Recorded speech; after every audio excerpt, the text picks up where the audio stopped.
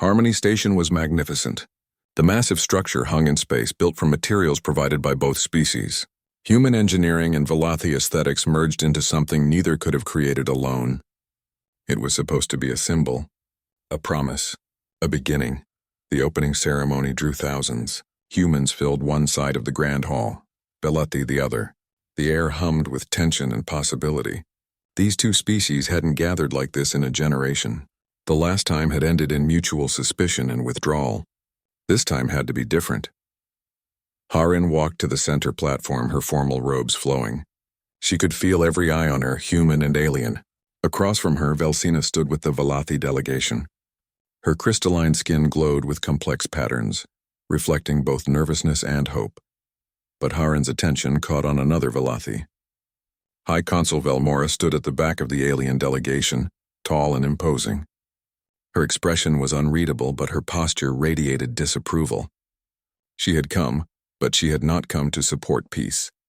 Elder Velkaris, a moderate Velothi leader, gave the first address. He spoke of cultural exchange, of mutual benefit, of the possibility that differences could strengthen rather than divide. His words were careful, diplomatic, but genuine. Then it was Harin's turn. She spoke simply from the heart. She talked about fear and courage, about the choice between isolation and connection. She told them that humanity came not as conquerors or supplicants, but as fellow travelers through the universe, hoping to learn and share. Velsina translated Harin's words into Velothi harmonics. But she did more than translate. She added emotional undertones, musical layers that conveyed meaning beyond words. Some Velothi in the audience visibly reacted, their crystalline features brightening with understanding. Over the next 3 days, the real work began. Cultural exchanges in smaller groups. Humans taught Velothi about storytelling, about improvisation in music and art, about the messy beauty of emotional expression. Velothi shared their mathematical elegance, their harmonic philosophy, their precise understanding of order and balance. Slowly, connections formed. A human musician discovered that Velothi harmonics could create sounds human instruments never could. A Velothi scholar found human poetry expressed concepts their own literature had never captured. Scientists from both species realized they had been working on similar problems from completely different angles. Even Jae-hyun, suspicious and watchful, saw moments that made him wonder. He watched a Velothi child laugh at a human comedian's physical humor. He saw an elderly Velothi listening to human folk music with tears crystallizing on their face. Maybe, just maybe, this could work, but not everyone was moved. Governor Dal watched from the human side with growing anger. High Consul Velmora observed from the Velothi side with cold calculation. Their conspiracy was ready. They just needed the perfect moment. The moment came on the 4th day. Acha had prepared a grand performance, the centerpiece of the cultural exchange. The entire summit would gather in the main auditorium. Human musicians and Velothi sound weavers would perform together, creating something unprecedented. The auditorium filled, thousands of beings from two species sitting together, waiting to see if music could truly bridge the gap between them. Harin sat in the front row with Haijin beside her.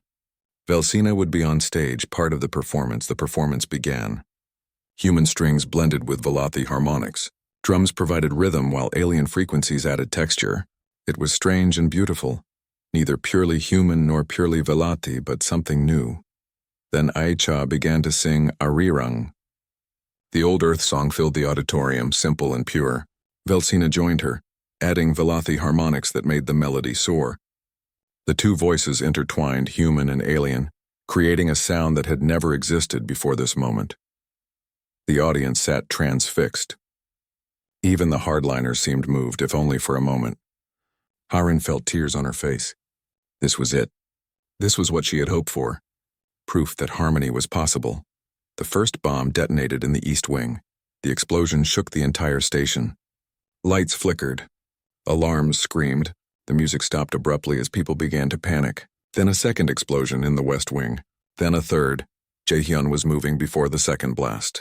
He grabbed Harin and Hyejin, pulling them toward the emergency exits.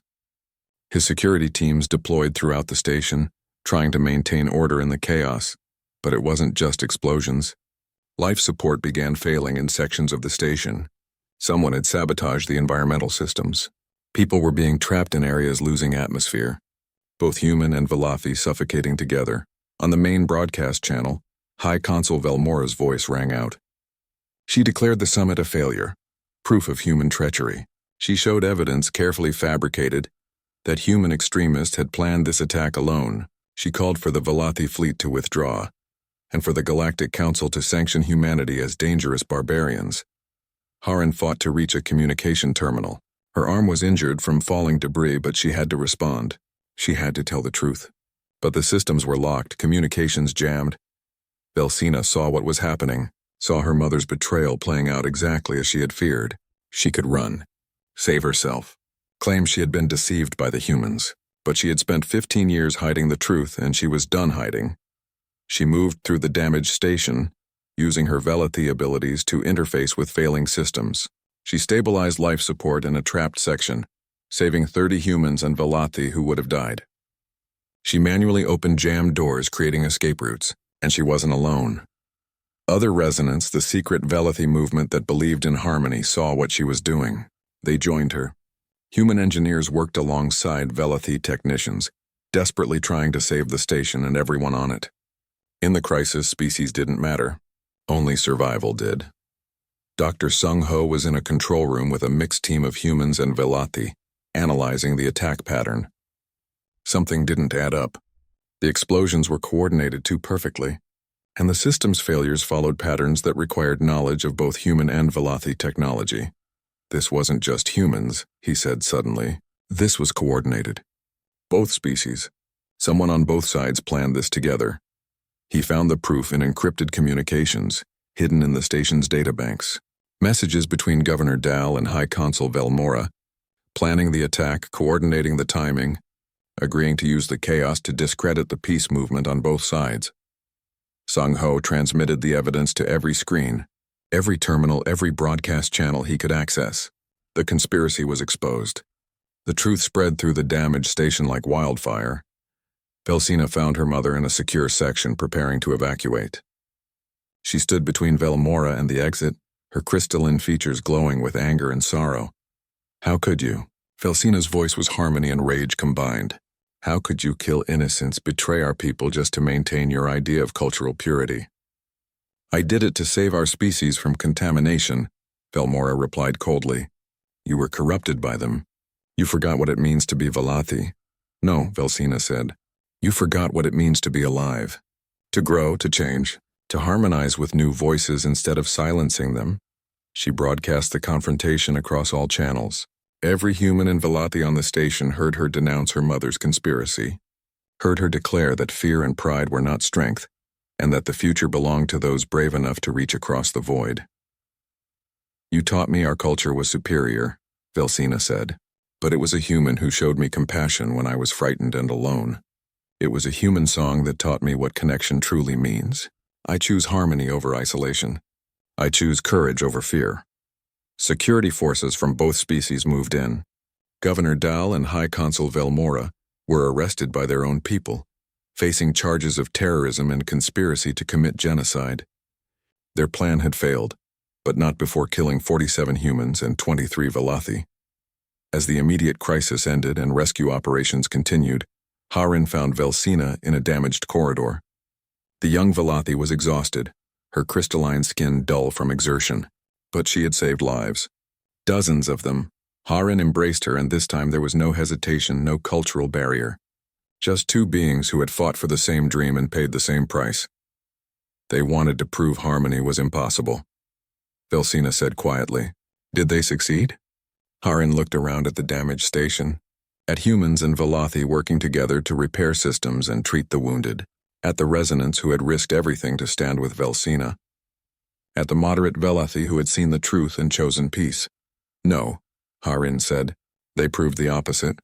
They showed that even in the worst crisis, even when everything is falling apart, we can still choose to help each other. That's the real harmony. Not perfection, but persistence. Hee-Jin found them there. Her face was streaked with ash and tears. The casualty list is final, she said. 70 dead, 200 injured, but thousands saved because people from both species worked together. The cost was terrible, but the summit hadn't failed. It had been attacked, sabotaged, nearly destroyed. And it had survived. More than that, it had proven its own premise. In the crucible of crisis, harmony had held. 3 days later, the wandering echo ran silent through the void. All non-essential systems were shut down to reduce their energy signature. They were hiding, and everyone on board knew it might not be enough. The woman they had rescued had finally woken up properly. She sat in the medical bay, wrapped in a spare thermal blanket because she said their ship was too cold. Her name was Aravel, and yes, she was a princess. The youngest daughter of Queen Talith, never trained for war or politics because she was supposed to be the spare. The one who could live safely in the palace while her older siblings handled the empire. Now that empire was dying, and so was she. Slowly, but dying all the same. "I demand you return me to my people immediately," she said for the 5th time that morning. Her voice was stronger now, and it carried authority that seemed strange coming from someone who looked barely older than Taeyang. "Every moment you delay is an insult to House Valara." Jinho leaned against the wall, arms crossed. "We tried contacting Velith ships. Multiple times. Nobody answered your distress beacon except us. Your empire is busy trying not to collapse." Aravel's face tightened. "You lie. The empire is eternal. We have ruled for 7,000 years. Your son is dying," Minji said flatly from the doorway. She had no patience for what she called imperial nonsense. "We've been monitoring the news. Entire systems are being evacuated. Your fleets are scattered across space trying to save refugees. There's fighting over resources. Your eternal empire is falling apart." Aravel stood, anger flashing in her silver eyes. "How dare you speak to me?" She swayed suddenly, and Jinho caught her before she fell. "Careful," he said. "You're still weak. Sit down before you hurt yourself." She pulled away from him like his touch burned. "Do not presume to touch me, human. You are beneath—" She stopped, her expression changing. Through their strange connection, Jinho felt what she felt. A wave of dizziness, pain, and underneath it all, fear. She was terrified. Not of him, but of everything else. Her world was ending, literally, and she was alone with aliens she had been taught to despise. "I'll get you some water," Jinho said quietly, and left before she could protest. That night, while Aravel slept, Minji made a discovery. She had been studying the data core from the escape pod, trying to understand what had damaged it so badly. What she found made her sick. "Captain, you need to see this," she said, pulling up files on the main screen. Technical logs from Velith research stations, going back 3,000 years. Jinho read through the files, his expression darkening. They did it to themselves. Yes, the Velith have been pulling energy directly from their sun for millennia. Massive amounts of energy to power their empire, their ships, their technology. They knew it would shorten the star's life, but they did it anyway. They thought they had time to find alternatives. They were wrong. Minji's voice was bitter. Their arrogance killed their own son. "Does she know?" Hyun asked, glancing toward the medical bay where Aravel slept. "I doubt it," Jinho said. "She seems like she was kept away from anything important. A princess in a tower. Are we going to tell her?" Taeyang asked. Jinho thought about it. "She deserves to know the truth." But before he could speak to her, Taeyang's scanner started beeping urgently. "Captain, we have incoming ships. Multiple contacts. Moving fast. Velith?" Jinho asked, though he already knew the answer. "Yes. Warships. Big ones. They're scanning for something. Probably her." Taeyang's fingers flew over the controls. "Captain, we need to run now."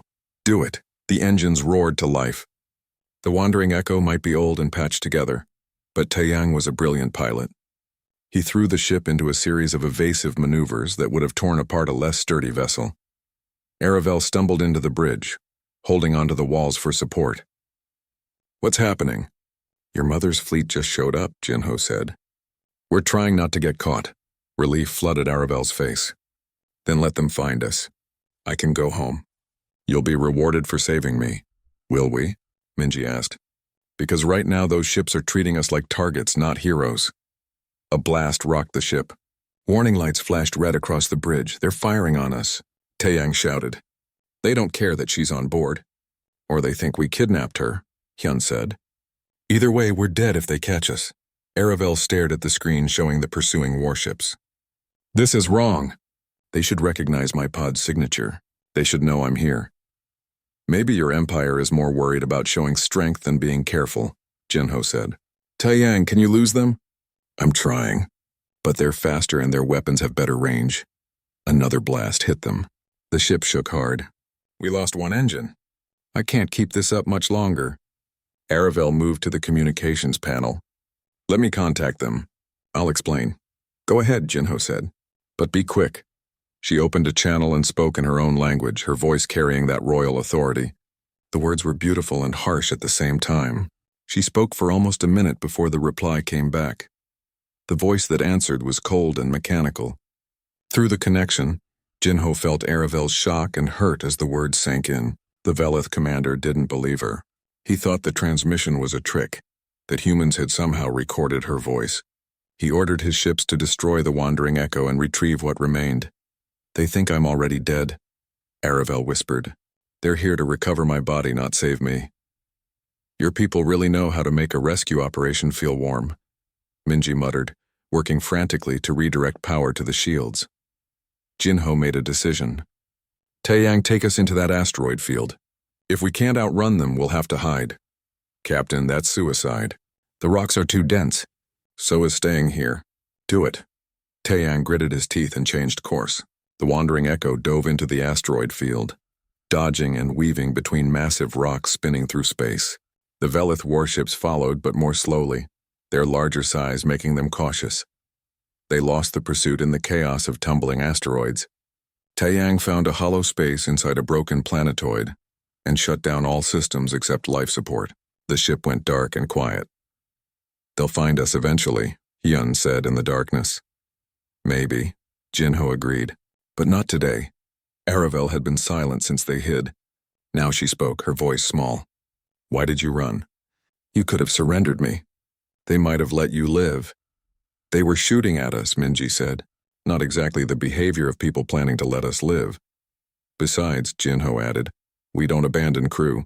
And you're crew now, whether you like it or not. Aravel stared at him in the dim emergency lighting. I'm not crew. I'm a prisoner. You're a passenger, Jinho corrected. And you're under our protection. That means something to us. Why? She asked. You gain nothing from this. My people treat yours like animals. We think you're primitive and worthless. Why would you risk your lives for me? Jinho was quiet for a moment. Because you needed help and we could give it. That's reason enough. The simplicity of his answer seemed to confuse her more than comfort her. In her world, everything had layers of meaning, politics, and power. The idea of helping someone just because they needed help was foreign. Later, unable to sleep, Aravel found herself in the cargo bay. She had discovered the data files that Minji had pulled from her pod. Now she sat on the cold floor, reading through centuries of her people's mistakes, reading how their pride and certainty had killed their own son. Everything she had believed about her civilization's wisdom, about their right to rule, about their superiority, all of it was built on a lie. They weren't eternal. They weren't infallible. They were just people who had made terrible choices and refused to admit it until too late. She was crying when Jinho found her. She didn't hear him approach. She just felt his presence through their connection. Concern. Not judgment, you read the files, he said quietly. She nodded, unable to speak past the tightness in her throat. He sat down beside her, keeping a respectful distance. For what it's worth, I'm sorry. Finding out your heroes aren't what you thought, it's hard. They lied to us, she said, for generations. They told us we were perfect, that our empire was divinely ordained, that lesser races existed to serve us. But we're just people who made mistakes. Terrible mistakes. Yeah, Jinho agreed. Join the club. Humanity's made plenty of terrible mistakes too. We're not special that way. She looked at him, tears still streaming down her face. Then how do you live with it? How do you keep going when everything you believed is wrong? You find new things to believe in, he said. Better things. You try to do better than the people before you. It's not easy, but it's possible. They sat in silence for a while, two people from different worlds, both trying to make sense of empires that had failed them. Finally, Aravel spoke again. Thank you for saving me, for not giving up on me when my own people did. Anytime, Jinho said, and meant it. The message came 3 days after they escaped the asteroid field. It was direct, bypassing all their security systems like they were nothing. When the voice spoke, everyone on the bridge felt it in their bones. a presence so vast and ancient that it made them feel like insects. Captain Jin-Ho Kim of the human vessel, Wandering Echo. You have something that belongs to me.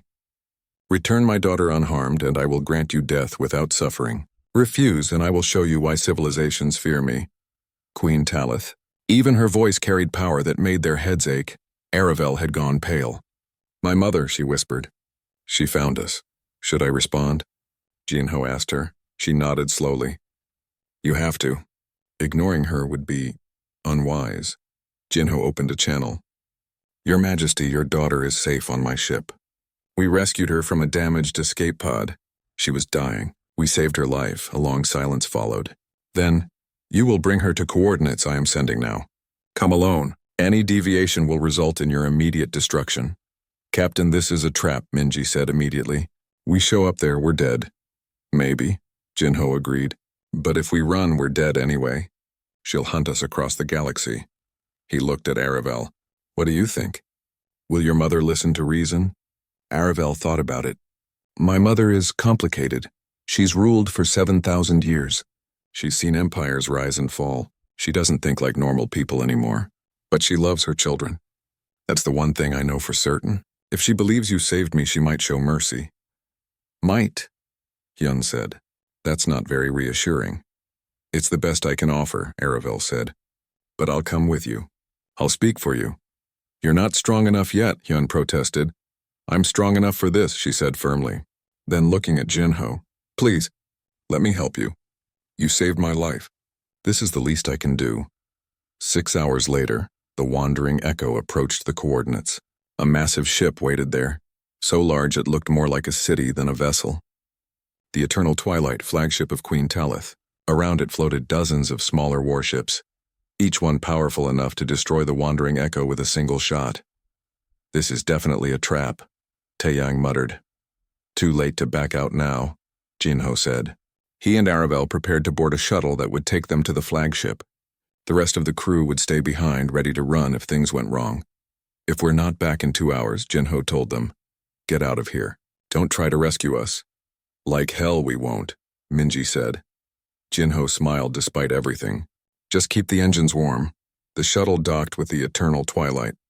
As Jin-Ho and Aravel stepped out, they were surrounded by Velith guards, tall warriors in armor that seemed to flow like liquid metal. Their faces were hidden behind helmets, but their contempt was obvious in their posture. They were escorted through halls that made Jin-Ho feel tiny. Everything was built on a scale meant to impress and intimidate. The walls showed images of stars and galaxies constantly shifting. The air itself seemed to hum with power. Aravel walked beside him, her back straight despite her weakness. Through their connection, he could feel her nervousness. She hadn't seen her mother in months. Now she would have to face her after everything that had happened. The throne room was vast and empty, except for one figure at the center. Queen Talith sat on a chair that seemed carved from a single piece of crystal. She wore robes that shifted between colors that had no names in any human language. Her silver hair fell past her shoulders, and her silver eyes were fixed on them with an intensity that made Jin-Ho want to look away. She was beautiful and terrible at the same time. She looked young, but her eyes were ancient. 7,000 years of life and power had made her into something more than mortal. Mother, Aravel said, bowing deeply. Daughter. The queen's voice was softer now, but still carried weight. You live. I had begun to fear the worst. This human saved me, Aravel said quickly. I was dying from radiation poisoning. His crew found my pod and I am aware. Queen Talith's eyes moved to Jin-Ho. Captain Kim, you did what many would not. For that you have my acknowledgement. I don't need acknowledgement, Your Majesty. I need you to understand we meant no harm. We answered a distress signal. We did what anyone should do. A slight frown crossed the Queen's face. Should do? Captain, lesser beings exist to serve. You performed your function. I acknowledge this service.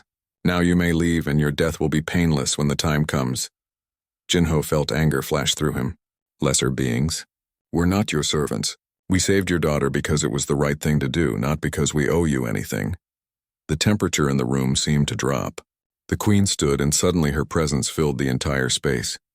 Jin-Ho felt pressure on his mind. like a mountain pressing down on him. Around them, the guards and Aravel fell to their knees, unable to withstand the Queen's psychic force. But Jinho stayed standing. It wasn't because he was stronger. It was because Aravel, even on her knees, was using their connection to shield his mind.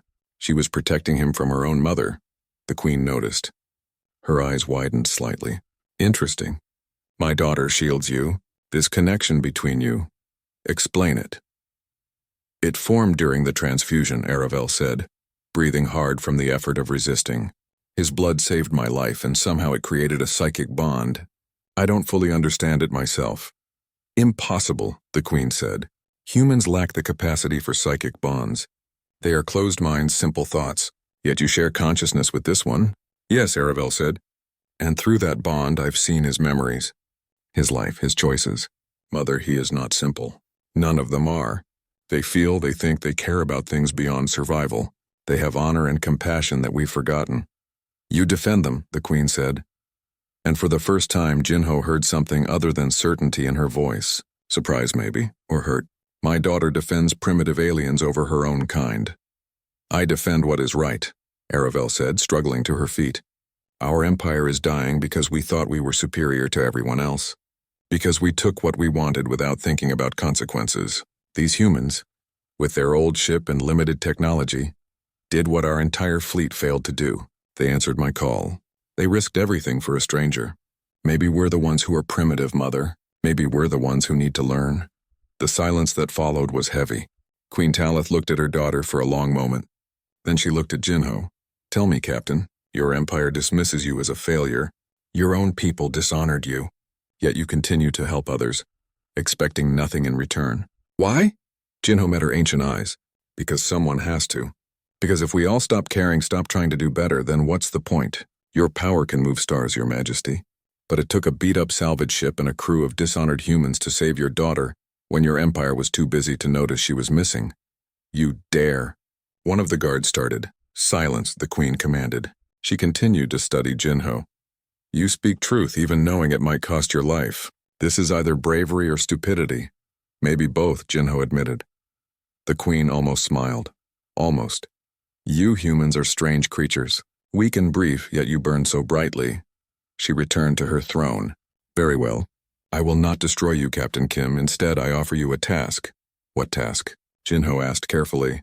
Take my daughter to Refuge Station. It is a neutral zone where my people gather. Keep her safe through the chaos of our empire's transition.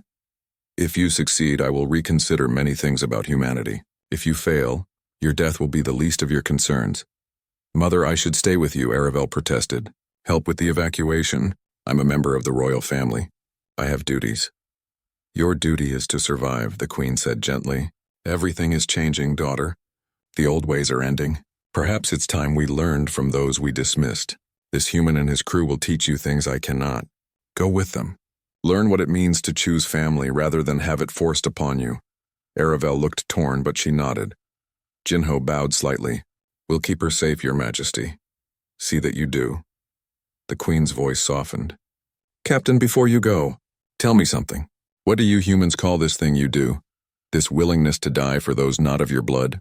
Jinho thought about it. We call it love, though I think family might be closer to what you mean. Family, the Queen repeated as if tasting the word. Yes, perhaps that is what we lost in all our centuries of power and certainty. We forgot how to be family. As they left, escorted back to their shuttle, Aravel was quiet. Only when they were safely back on the wandering echo did she speak. She's never unsure, Aravel said. In 7,000 years, my mother has never questioned herself. But you made her question. That's incredible. Or terrifying, Minji added. Hard to tell with ancient god queens. Both, Jinho said. Definitely both. Now let's get to Refuge Station before she changes her mind about not killing us. As the wandering echo pulled away from the massive fleet, none of them noticed the Queen standing alone in her chamber watching them go. For the first time in 3,000 years, Queen Talith felt something she had almost forgotten. Hope and fear, and the beginning of change. The journey to Refuge Station should have taken 10 days. It took 3 weeks. Philith space was falling apart, and they had to navigate through the chaos carefully. Every system they passed showed signs of collapse. Abandoned stations, refugee ships fighting over supplies, worlds being evacuated as their son's death approached. Aravel watched it all from the observation deck, her face unreadable. Jinho found her there often, staring at the destruction of everything she had known. "It's worse than I thought," she said one evening. "I knew the Empire was ending, but seeing it like this—" "I'm sorry," Jinho said, standing beside her. "Don't be. This is our fault. We did this to ourselves." She turned to look at him. "Your people never had an empire like ours, did they?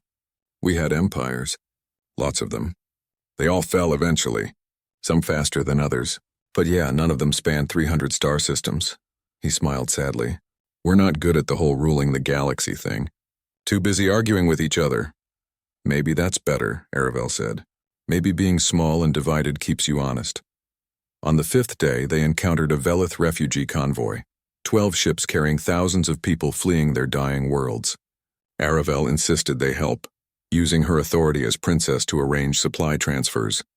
The refugees were grateful but bitter. Some looked at her with anger, seeing her safe aboard a human ship while they suffered. One old Velith woman spat at Aravel's feet. "Royal blood means nothing now. You're just another refugee like the rest of us." Aravel took it without flinching. "You're right, I am. And I'm sorry for what my family did to our son, to our people." The woman seemed surprised by the apology but said nothing more, just turned away. Later, Jinho found Aravel sitting alone in the cargo bay. "You okay?" "I never saw them as real people before," she admitted. "The citizens. I knew they existed, but they were just numbers, populations to manage. Now I see their faces, hear their anger. They have every right to hate us." "You can't fix what your ancestors did," Jinho said. "But you can do better going forward." "Can I?" "What use is a princess when there's no empire left? Maybe you can be something better than a princess. Someone who helps rebuild. Someone who learns from mistakes instead of repeating them." On the 12th day, something went wrong. Aravel collapsed during dinner, her face contorted in pain. Hyun rushed her to the medical bay. "The radiation damage is accelerating again," he said after running tests. "The transfusion bought her time, but it's not enough. Her cells are breaking down. Without proper Velith medical treatment, she's going to die. Maybe weeks, maybe days." "There has to be something we can do," Jinho said. Hyun hesitated. "There might be a procedure. It's risky, very risky, but it could stabilize her permanently." "What kind of procedure?" "A genetic integration. We'd use human stem cells to repair the damaged Velith cells, but it requires a compatible donor, and the process is painful for both of you." Hyun looked at Jinho meaningfully. "I'm the only compatible donor," Jinho said. It wasn't a question. "Yes, and through your psychic connection, you'll feel everything she feels during the procedure. All the pain. It could last hours." "Do it," Jinho said immediately. "Captain, you don't understand how bad—" "I said do it. She dies if we don't, right?" "Yes." "Then we don't have a choice." Aravel woke up enough to understand what they were planning. "No," she said weakly. "I won't let you suffer for me." "Not again." "It's not your choice," Jinho said gently. "I'm making it." "Why? Why would you do this for me?" "Because you're crew. Because you're family now. Because I'm not going to watch you die when I can stop it." Tears ran down her face. "I don't deserve this." "Nobody deserves to die alone in pain," he replied. "Now stop arguing and let Hyun work." The procedure began. Hyun wasn't exaggerating about the pain. It felt like fire spreading through Jinho's veins, through every nerve in his body. And through their connection, he felt Aravel's pain too. Doubled, tripled, overwhelming. But something else came through as well.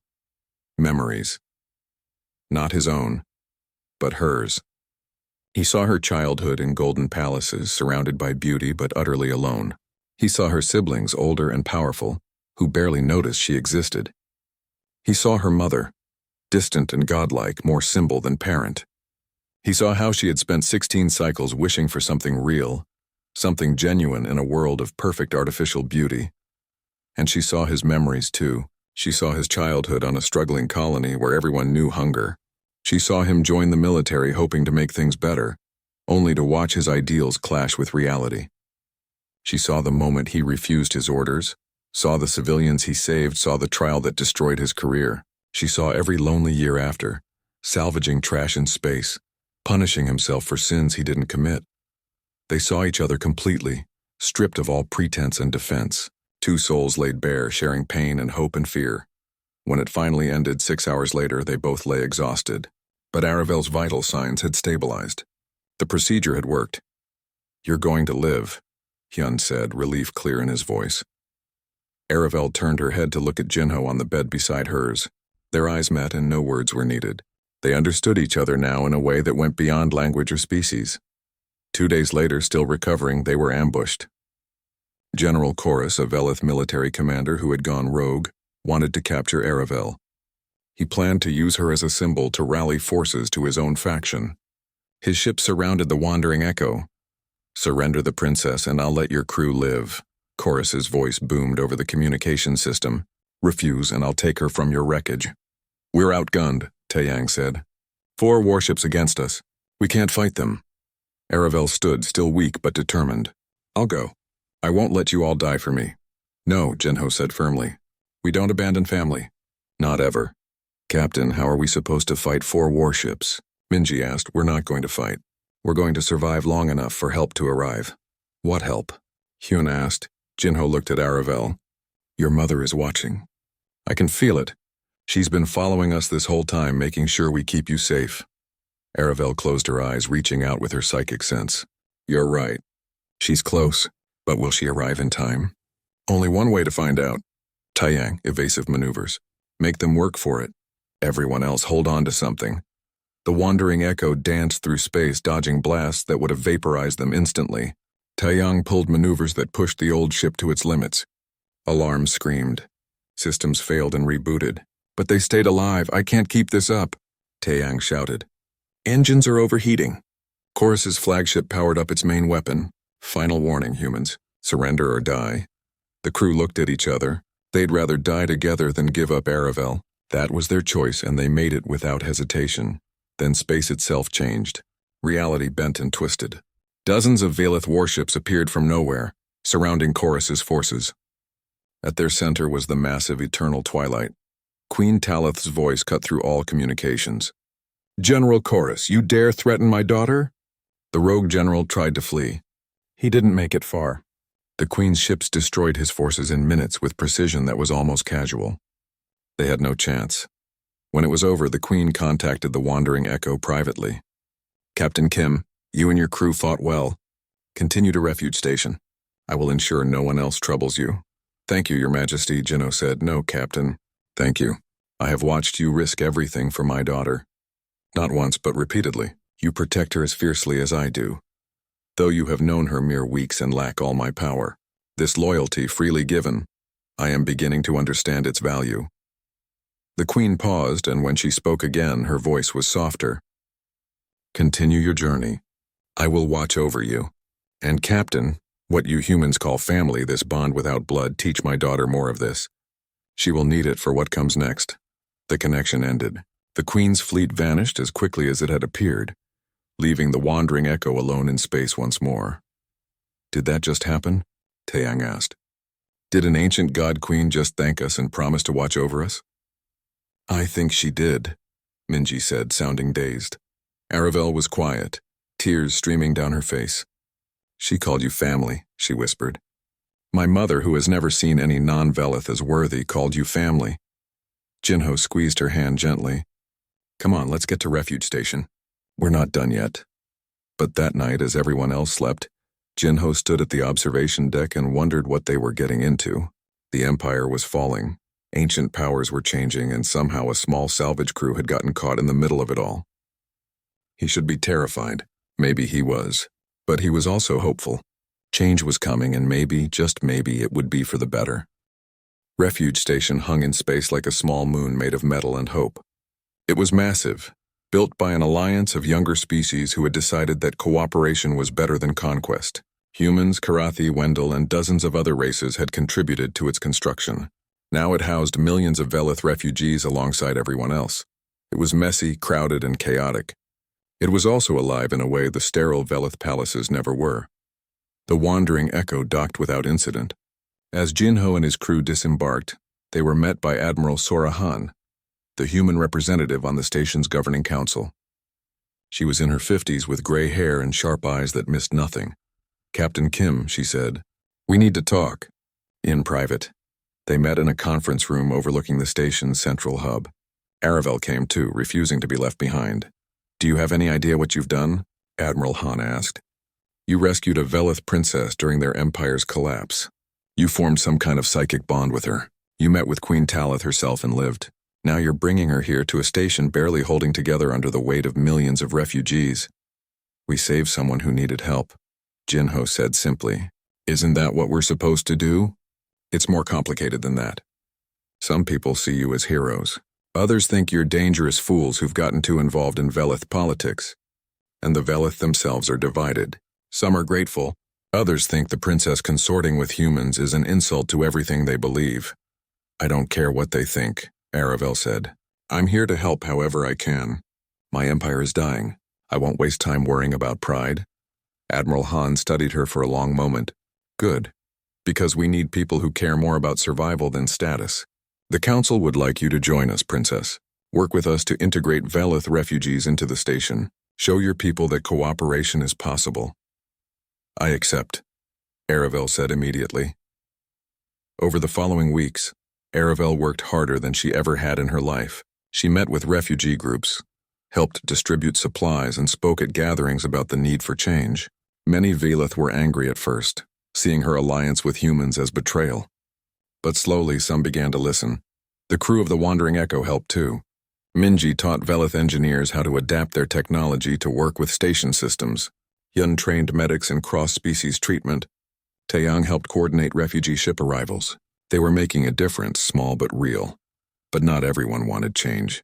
Lord Theron of House Malthus, a powerful Velith noble, saw the cooperation as weakness. He gathered followers who believed the Velith should remain separate, superior, waiting for a chance to rebuild their empire properly.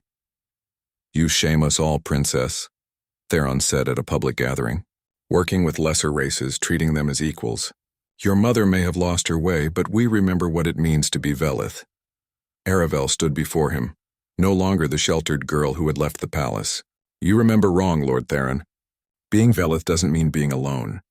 It doesn't mean being superior. That attitude killed our son. That pride destroyed our empire. I won't let it destroy our future, too." "Then you are no true princess," Theron spat. "You are a traitor." He moved faster than anyone expected, drawing a weapon and aiming it not at Aravel, but at the crowd of human civilians behind her. His psychic power lashed out, preparing to kill dozens. Aravel reacted without thinking. She threw herself in front of the attack, using her own psychic power to shield the humans. The blast hit her instead and she collapsed. Chaos erupted. Security forces overwhelmed Theron. Jinho ran to Aravel's side, cradling her head as medical teams rushed over. Through their connection, he felt her pain, her fading consciousness. "Stay with me," he whispered. "Don't you dare leave now." Her eyes focused on him briefly. "Had to protect them. I know. You're an idiot. A brave idiot, but still an idiot." His voice broke.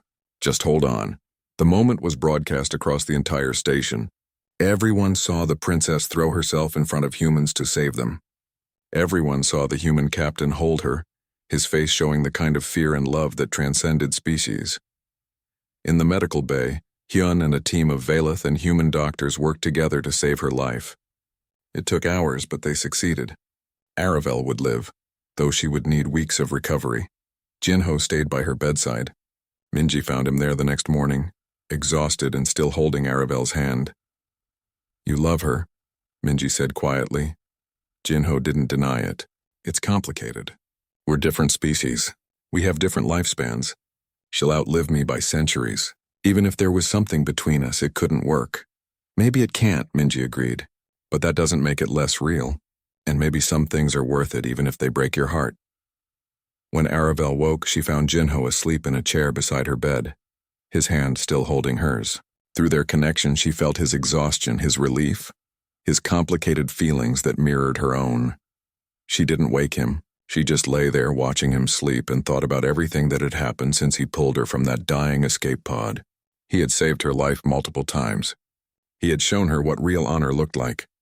He had taught her that strength wasn't about power. It was about choosing to care when it would be easier not to. And somewhere along the way, she had fallen in love with him. It was impossible and complicated and probably doomed, but it was real. A week later, Queen Talith arrived at Refuge Station. It was unprecedented, a Valith monarch coming to a place built by younger races. But she came, and she came alone, leaving her fleet behind. She met with Aravel and Jinho in a private chamber. The ancient queen looked tired in a way that went beyond physical exhaustion. "My daughter," she said, embracing Aravel. "You were always the one I worried about least. Sheltered, safe, away from the dangers of power. Now you're the one teaching me courage." "Mother, what's wrong?" Aravel asked. She could feel something through their familial bond, pain, determination, and underneath it all, goodbye. Talith sat, and for the first time she looked old. "I am dying, Aravel. Slowly but certainly. 7,000 years of holding our civilization together through psychic force has taken its toll. I have perhaps a century left, maybe less." "No," Aravel whispered. "There must be something." "There is," Talith said. "I can accelerate the process. Use what remains of my power for one final act." "What act?" Jinho asked.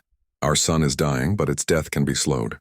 If I sacrifice myself, merge my consciousness with the star itself, I can stabilize it for decades. Long enough for full evacuation.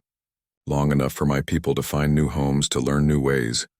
"You can't," Aravel said, tears streaming down her face. "I just found you again. I just started understanding you." Talith touched her daughter's face gently. "I have lived 7,000 years. I have shaped the fate of civilizations.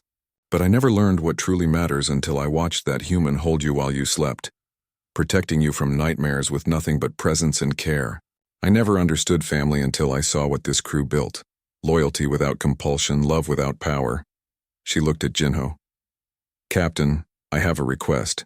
I ask not as a queen, but as a mother. Will you stay with my daughter? Not as a servant or subject, but as family? Will you teach her more of what it means to be human, to be vulnerable, to be real?" Jinho met her ancient eyes. "I will, Your Majesty, for as long as she'll have me." Talith smiled. "I am no longer Your Majesty. I am simply Talith, a mother who has finally learned what matters. Thank you, Jinho Kim. You saved my daughter's life, but more than that, you saved her soul. You showed her there was more to existence than power and duty." In the days before Talith's final journey, something remarkable happened. The ancient queen spent time with the crew of the Wandering Echo. She listened to their stories, asked about their lives, learned about their hopes and fears. She wanted to understand these humans who had changed everything. She asked Minji about building engines on frontier worlds. She listened to Hyun's tales of healing without advanced technology. She heard Taeyang's dreams of exploration. She saw what she had missed for millennia. The beauty in the small, the power in the mortal, the strength in choosing kindness every day despite how hard it was. On the night before her departure, a great council was held. Representatives from dozens of species gathered. Lord Theron, defeated and imprisoned but given a chance to speak, made one final attempt to sow division. "This alliance is wrong," he declared. "The Velith working with lesser races, taking orders from humans, it's an aberration. We were meant to rule, not to beg for scraps among primitives." Aravel stood to answer him. When she spoke, her voice carried across the vast chamber, and it was broadcast to every screen on the station. "You're right that we were meant for something," she said, "but not to rule. We were meant to learn, to grow, to be part of something larger than ourselves. Our empire fell because we forgot that. We thought power made us wise.